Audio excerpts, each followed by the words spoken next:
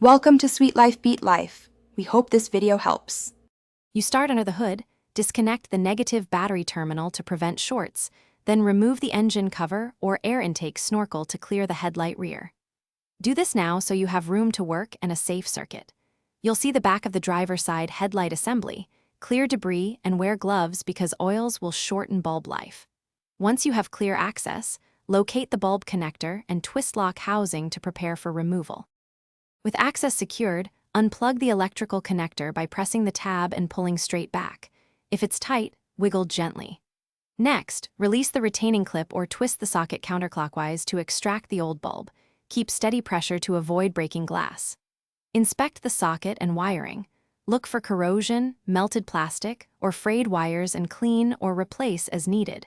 You're doing this to ensure the new bulb will seat properly and get reliable power without shorts. Install the new bulb by lining up the tabs, pushing in, and securing the clip or twisting the socket until it locks. Never touch the glass. Reconnect the electrical plug, replace the air intake or engine cover, then reconnect the negative battery terminal. Turn the headlights on and check the driver's side beam for operation and proper alignment. If the bulb fails to light, check the connector, test the fuse and ground, and ensure the bulb is